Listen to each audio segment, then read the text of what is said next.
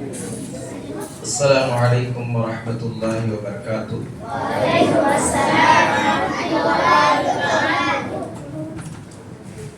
حامدا ومصلیا اما بعد. قال رسول اللہ صلی اللہ علیہ وسلم ان الرجل لترفع درجته في الجنة فيقول أن هذا فيقال باستغفار ولدك لك. رواه ابن ماجہ. محترم حاضرین اور خواتین اور معزز علماء کرام، طلباء و طالبات اور مسجد کے ذمہ داران اور سمر کیمپ میں حاضر طلباء و طالبات کے سرپرستان، آپ تمام حضرات کے سامنے دو تین باتیں میں کہہ کر کے اپنی بات کو ختم کرتا ہوں. سب سے پہلی بات یہ ہے کہ یہ 8 دن کا سمر کیمپ اسلامی تعلیم کے حاصل کرنے کے لیے منعقد کیا گیا ہے. یہ بچوں کی تعلیم کے لیے، دین کی تعلیم کے لیے ناکافی ہے. 8 دن، 15 دن، مہینہ، 2 مہینہ، اس سے آپ کے بچے کے اندر دینی تعلیم نہیں آ سکتی. یہ ہمارا المیہ ہے، افسوس ہے کہ ہم اپنے بچوں کو ان کی دنیا بنانے کے خاطر سال ہا سال 10 سال، 12 سال، 15 سال، 17 سال بچے کو اسکول کے، کالج کے حوالے کرتے ہیں، مگر دین کو حاصل کرنے کے لیے صرف سال میں 10 دن، ہفتہ اور 15 دن بچے کے اندر اسے دینی تعلیم نہیں آتی. بچے کے اندر دین کا حصول، عقائد، سیرت، احکام، مسائل کچھ بھی سیکھ نہیں پاتا، اور سیکھتا بھی ہے تو ادھورا سیکھتا ہے. اور ایسی باتیں، کچھ باتیں جو سیکھتا ہے اسی کو ہمیشہ کا اپنی زندگی کا معمول بناتا ہے.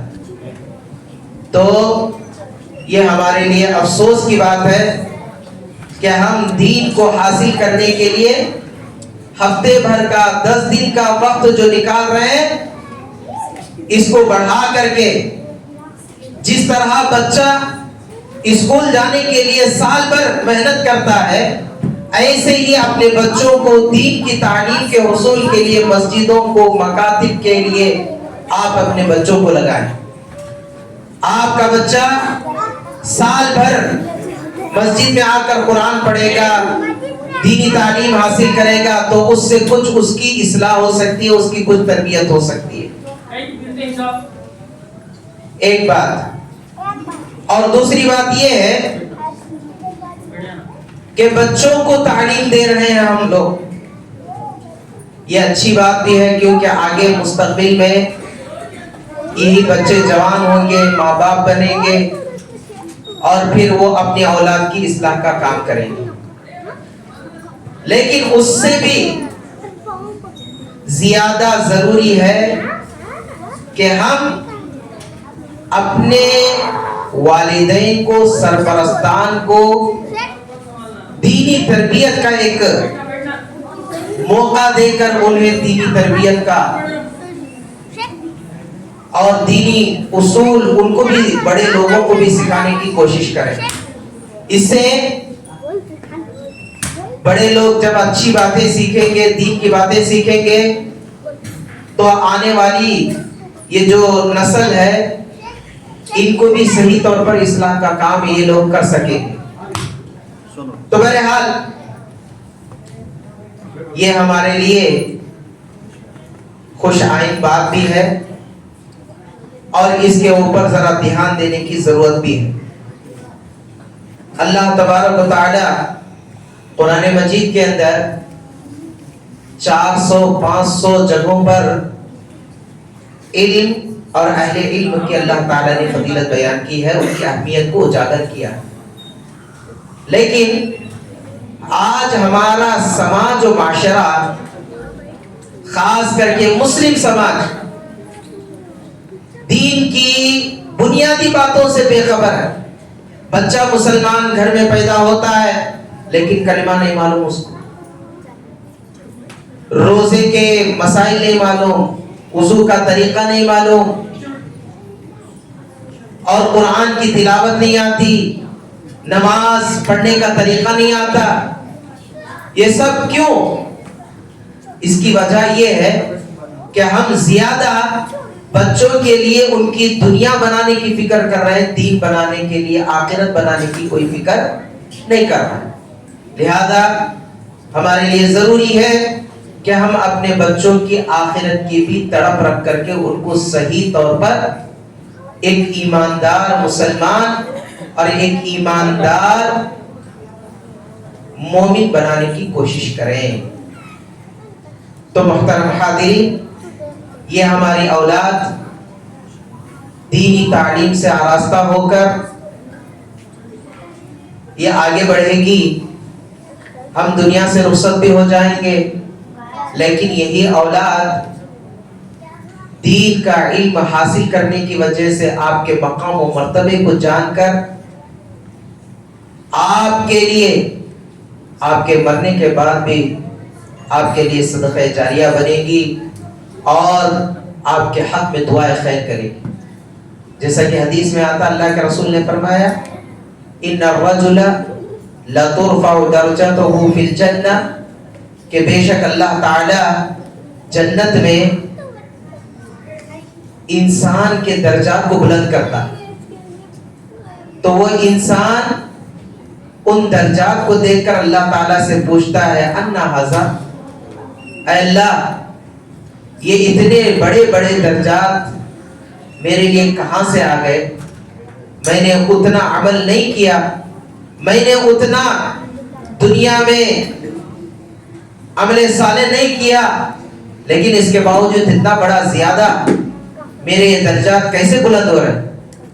تو اللہ تعالیٰ کہے گا باستغفار ولدک لک، یہ تیری اولاد کی تیرے حق میں مغفرت طلب کرنے کی وجہ سے میں نے یہ تجھے عطا کیا. تو معلوم یہ ہوا کہ آپ اپنے اولاد کو حتی المقدور دیندار بنائیں، دین کے مبادیات انہیں، دین کا طور طریقہ، عقیدے، مسائل، اسلام، ایمانیات، ان تمام چیزوں سے آپ آراستہ اور پیراستہ کریں. بہت سارے والدین اس بات کا شکوہ اور شکایت کرتے ہیں کہ ہمارا بچہ مدرسے میں پڑھتا ہے، مکتب میں پڑھتا ہے اور فلاں جگہ پڑھتا ہے، لیکن ہمارے بچے کے اندر کچھ بھی نہ بڑوں کا ادب ہے، نہ بڑوں کی خدمت ہے، نہ بڑوں کا کچھ لحاظ نہیں ہوتا. تو آپ ہمارے بچے کو کچھ نصیحت کر دیجئے، آپ ہمارے بچے کو کچھ سمجھائیے. دیکھیے یہاں یہ شکوہ، یہ شکایت کرنا اور آپ کے بچے کے تعلق سے کسی کے سامنے یہ باتیں کہنا، اس سے بھی بہت ضروری تھا کہ آپ اپنے گھر کا محاسبہ کرتے، آپ اپنے گھر کا جائزہ لیتے، آپ کے گھر میں کیا طور طریقہ ہے، کس طرح سے آپ اپنے گھر کے ماحول کو رکھے ہیں، اس کے اوپر جائزہ لیتے. کیوں؟ کیونکہ بچہ جو آپ کہتے ہیں وہ نہیں سیکھتا، بلکہ جو آپ کرتے ہیں وہ بچہ سیکھتا ہے. گھر کا ماحول دیندار ہے، گھر کا ماحول، ماں باپ کا ماحول اچھا ہے، گفتگو کا انداز صحیح ہے اور باقاعدہ آپ اپنے بچے کو گھر کے ماحول میں اچھی تربیت دیتے ہیں، دیندار بناتے ہیں، دین کا ماحول ہے، تو آپ کے ماحول سے بچہ سیکھ کر کے، آپ کے طور طریقے کو دیکھ کر کے آپ کا بچہ سیکھتا ہے. آپ جو کہیں گے وہ نہیں سیکھے گا. اس لیے بچوں کے تعلق سے شکایت کرنے کے بجائے آپ اپنے گھر کا ماحول سدھارنے کی کوشش کیجیے، اپنے آپ کو سدھارنے کی کوشش کیجیے. اللہ تعالیٰ فرماتا ہے قُوْ أَنفُسَكُمْ وَأَهْلِيكُمْ، پہلے اپنے آپ کو سدھارو، اپنے آپ کو جہنم سے بچاؤ اور اپنے گھر والوں کو بھی جہنم سے بچاؤ. جب آپ اپنے آپ کو جہنم سے بچائیں گے، دیندار بنائیں گے، تو آپ کی اولاد اور آپ کے گھر والے بھی آپ کے دیندار بنیں گے. تو محترم حاضرین، ضروری ہے کہ ہم والدین سب سے پہلے دین والے بنے اور اسلام والے بنے، پھر ہم اپنے تعلق سے اپنے بچوں کو جگائیں، اپنے بچوں کو تربیت کریں گے تو ہی اس کا فائدہ ہوگا. بہت سارے لوگ یہ بھی شکایت کرتے ہیں اور یہ بھی کہتے ہیں کہ ہمارا بچہ بڑا ہو گیا، بالغ ہو چکا ہے، نماز نہیں پڑھنے آتا، نماز کتنی بھی بار بولو نہیں پڑھتا. تو اس کے بارے میں بھی یہی بات کہی جا سکتی ہے کہ بچے کو آپ نماز پڑھنے کا حکم نہ دیں، بچے کو آپ نماز پڑھنے کے لیے زور زبردستی نہ کریں، بلکہ یہ کریں کہ چلو بچہ ہم بھی آتے ہیں، چلو ہم بھی نماز پڑھنے کے لیے آتے ہیں، میرے ساتھ چلو نماز پڑھتے ہیں، دونوں جا کر کے نماز پڑھیں گے. آپ بھی جائیں گے، بچہ بھی جائے گا، ماں گھر میں ساتھ میں وضو کرے، بچی کو بھی لے ساتھ میں، تب جا کر کے آپ کا بچہ اور آپ کے بچیاں کیا ہے، نمازی بنے.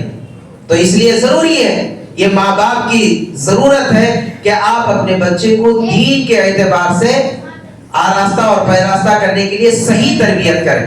یہی تربیت آپ کو قیامت کے دن مرنے کے بعد بھی کام آئے گی. جسے اللہ کے رسول صلی اللہ علیہ وسلم ایک اور حدیث کے اندر فرماتے ہیں اذا مات الانسان انقطع عنه عمله الا من ثلاث صدقة جاریة او علم ينتفع به او ولد صالح يدعو له. کہ اللہ کے رسول صلی اللہ علیہ وسلم فرماتے ہیں جب انسان دنیا سے مر جاتا ہے تو اس کے عمل کا ذریعہ، اس کے عمل کا ثواب کا حصہ بھی بند ہو جاتا ہے، لیکن تین ذریعوں سے اس کو اللہ تعالیٰ اس کی قبر میں بھی اس کو ثواب پہنچاتا ہے اور اس کا اجر اللہ تعالیٰ عطا فرماتا ہے. تو اس میں صدقہ جاریہ ایک ہے، اور دوسرا اور علم ينتفع به، آپ مرنے سے پہلے علم منتفع یعنی ایسا علم نافع چھوڑ جاتے ہیں، آپ سکھا کر کے جائیں، پڑھا کر کے جائیں، آپ کے بعد جتنے بھی لوگ اس سے استفادہ کریں گے، آپ کا یہی علم آپ کے مرنے کے بعد بھی ثواب کا ذریعہ بنے گا. اور تیسری چیز اولد صالح يدعو له، کہ آپ اپنے بچے کو صحیح تربیت کر کے، دیندار بنا کر کے اور اسلامی بنا کر کے آپ مر جائیں تو یہی اولاد، یہی بچہ، یہی بچی آپ کے لیے دعائیں خیر کرے گی اور اس کا آپ کو مرنے کے بعد بھی قبر میں بھی آپ کو ثواب ملتا رہے گا. تو لہذا یہ ہمارے لیے ضروری ہے کہ ہم کا سمر کیمپ کو مقید کرنے کی کوشش نہ کریں، بلکہ اس کو لمبا یعنی زندگی بھر، سال بھر بچے کو کیا ہے مکاتب سے جوڑے. آج کے اس زمانے میں مکاتب اتنی ضرورت والے اور اتنی اہم ایک چیز بن گئی ہے کہ ان مکتبوں سے الحمدللہ کئی ساری چیزیں بچہ سیکھتا ہے، اور یہی چھوٹی عمر میں سیکھی ہوئی باتیں اسے زندگی بھر کام آتی ہیں. اس لیے مکاتب سے بچوں کو جوڑنا چاہیے، اور جیسے اسکول چلتا ہے ایسے مکاتب سے بھی بچے کو جوڑیں گے تو مکتب سے بھی جڑا رہے گا اور بہت سارا دین کا حصہ وہ سیکھے گا، اور اس سے اپنی آپ کی بھی اصلاح ہوگی، آپ بحیثیت والدین آپ کی ذمہ داری بھی ادا ہوگی، اور آپ کے بعد آپ کی اولاد آپ کے لیے ذخیرہ آخرت کا سبب بھی بنے گی. اللہ تعالیٰ سے دعا ہے کہ اللہ تعالیٰ ہم تمام لوگوں کو ان کہی ہوئی باتوں پر ہمیں عمل کی توفیق عطا فرمائے، اور ہم میں سے جتنے بھی ان باتوں کے لیے کوششیں کر رہے ہیں اللہ تعالیٰ ان کی کوششوں کو اللہ تعالیٰ صرف قبولیت عطا فرمائے، اور ہم میں سے ہر آدمی کو ہمیشہ علم دین سے جڑے رہنے کی توفیق نصیب فرمائے. صحیح طور پر ہمیں اپنے بچوں کی اسلامی تربیت کرنے کی بھی اللہ ہمیں توفیق نصیب فرمائے. آمین. وآخر دعوانا الحمدللہ رب العالمین وصلی اللہ علیہ وسلم.